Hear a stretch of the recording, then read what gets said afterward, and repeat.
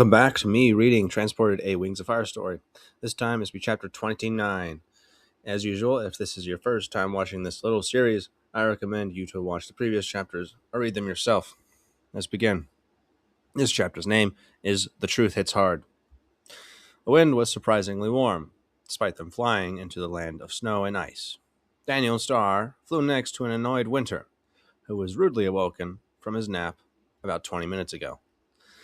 So let me get this straight, Winter spoke, as he let a small yawn out of his system before continuing. You guys went out while we were all sleeping and brought back what appears to be a compass, but is not a compass. It's actually a tracker for some scrolls of chaos, which apparently could be the reason why Pyrea will start to burn in the prophecy. He stopped and took a deep breath.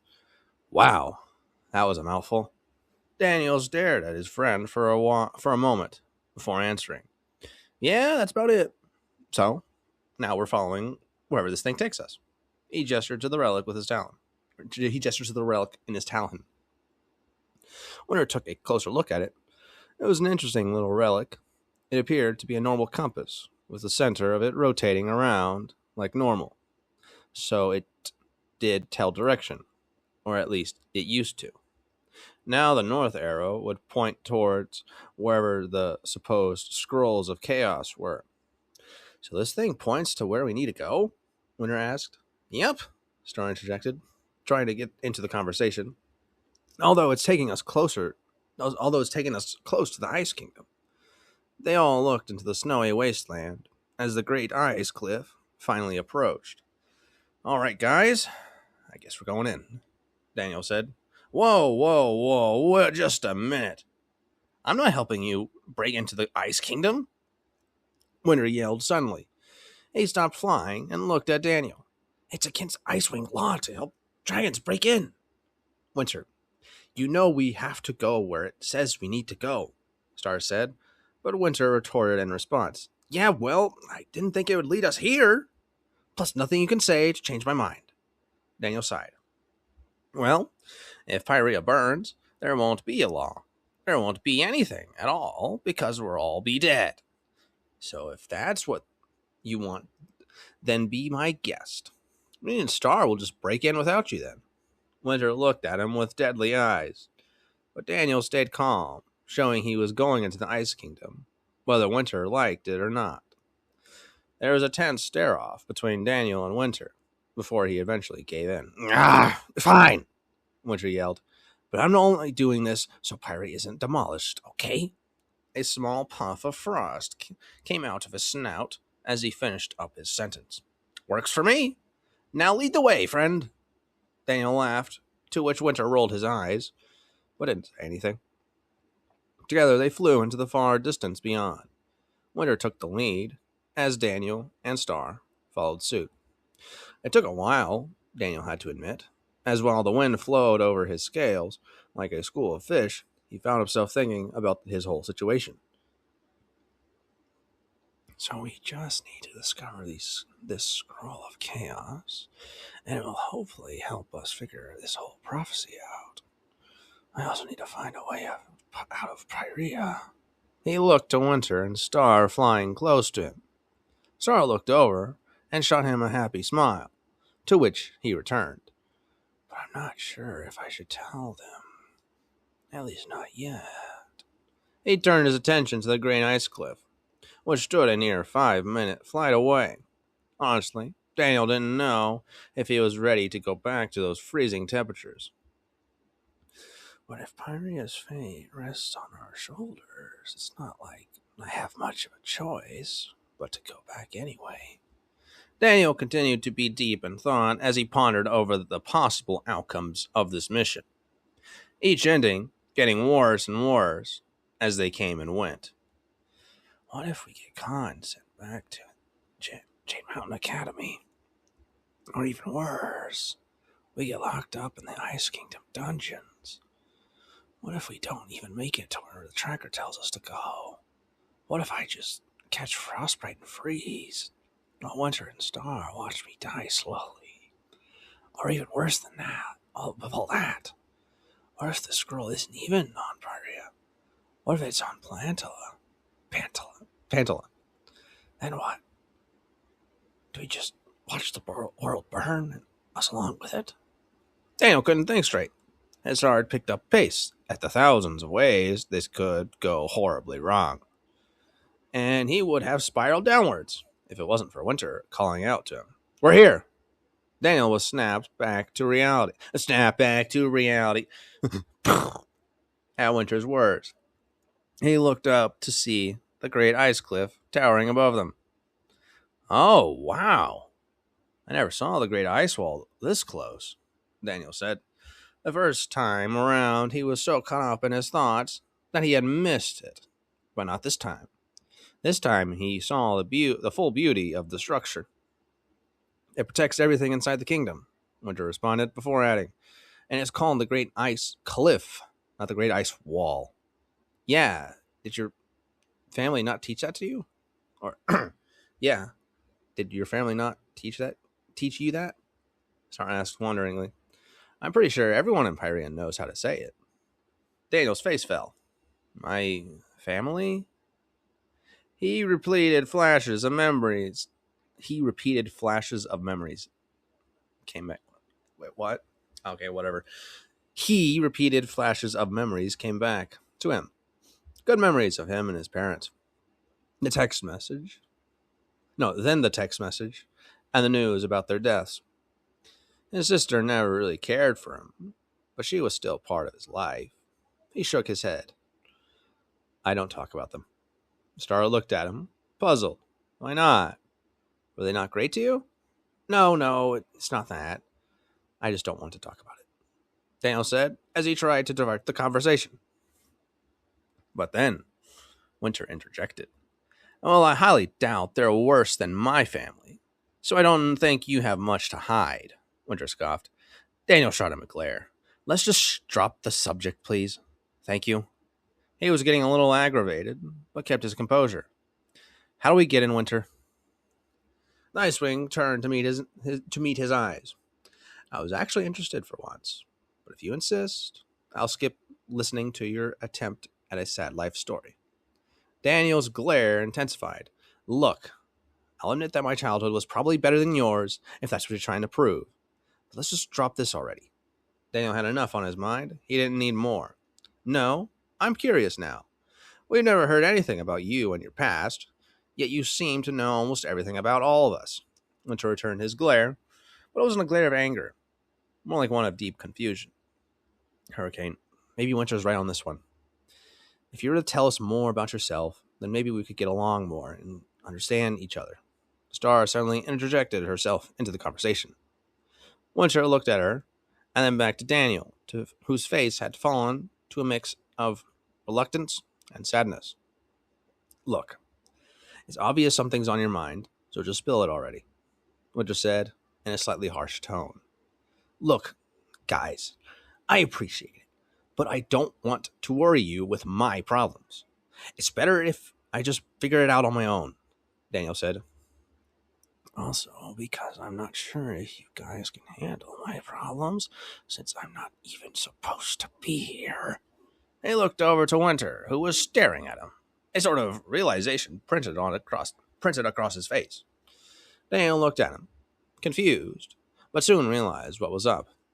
He sees himself. He sees himself bottling up all his problems, though he'll never admit it. Daniel shook his head. Let's go. We got work to do.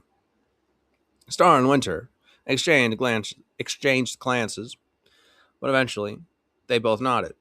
Fine, I'll lead the way, Winter said. Soon, all three of them flew adjacent to the great ice cliff as they made their way past. They flew in silence as Daniel took in the scenery of the snowy peaks of the surrounding mountains. The oddly shaped Ice Kingdom igloos in the distance, as well as Queen Snowfall's castle. The breeze felt nice on his scales as he looked down to the ground rushing below him like a wild river. He smiled, though. It soon faded. He wanted to stay like this forever. He wanted to stay free, with the friends he never had back on Earth. But I can't stay. I know I can't. No matter how much I want to, I need to return to Earth. I need to return to where I need to be. Earth. Sure, it won't be as free or nice. Instead, it'll be more lonely and controlling, but it's where humans like myself belong. And I can't change that. Daniel looked down at the clawed red talons he had gotten used to over the past few days. He knew that time in Pyria worked differently, which meant that when he eventually returned, Earth would have most likely changed a lot. Earth would have changed so much by the time I even left this realm. Left his realm? Oh boy, we love typos that make us laugh. I even left his realm. Is it even worth going back to anymore? My parents are dead. My sister's already in Pyria, so what exactly do I have to go back for? It made no sense to go back. No sense at all. Why would he return to a place that's worse than the place he's in when he could just live in Wonderland for the rest of his days? Because I'll mess up the world even more. Using time travel knowledge, if I mess up the course of events too much, that can cause this world to collapse completely. So if I was to stay here, it would only be a matter of time before my actions catch up with me. So that settles it. Even if I end up living my life by myself with nobody else, I must leave in order to make sure I don't destroy everything and everyone in it. So I'll cherish the moments I have now, so when I do leave, it doesn't hurt as much. Star and Winter were a lot further up than him at the current moment, and they seemed to be deep in conversation, so Daniel thought it was safe enough. Hey guys, can we take a small break? I want to check on something, Daniel called out. Winter and Star both looked at him. Yeah, sure. I'm down for a quick break anyways, Winter agreed. Star nodded, and all three of them flew down to the crisp, white, and very slippery land below, as Daniel almost lost his balance when landing. Meanwhile, Star and Winter both landed easily, thanks to their extra sharp claws built for this climate. When they all finally gathered, Star asked, So why did you want to take a break? Oh, I just saw something and wanted to check it out. Plus, I thought a break could be useful while we make a plan.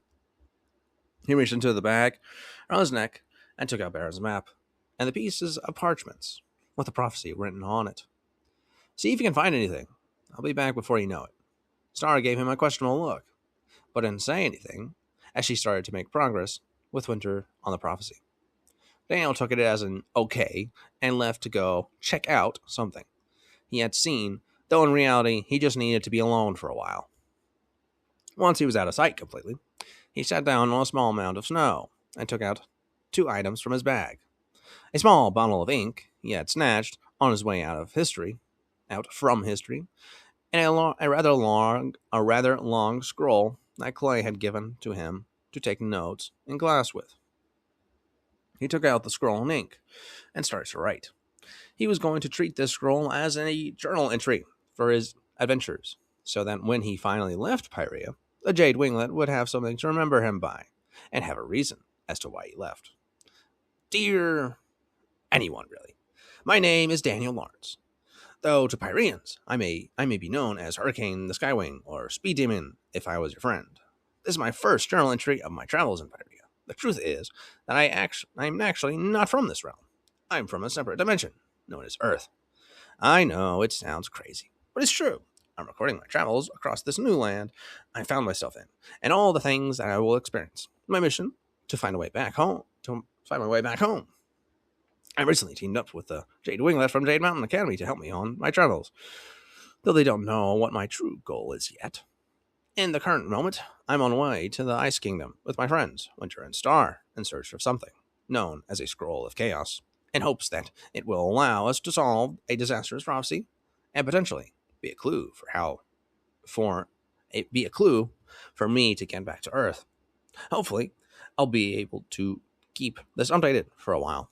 After this, for I don't know what awaits me next. Guess I'll just have to find out. End of entry 1.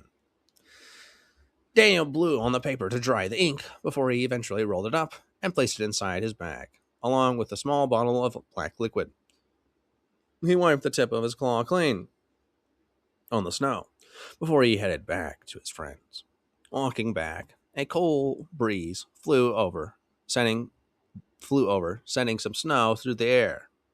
A clear view of the whole kingdom could be seen, and this is when Daniel got an idea. Daniel opened his bag once again. He took it out and looked down to the tracker. He drew an invisible line towards where it was pointing, but his heart sank, as it was clear as day where they needed to go. Oh no. Winter is not going to like this, nor is snowfall. And that is the end of this chapter, except for the office note at the very bottom.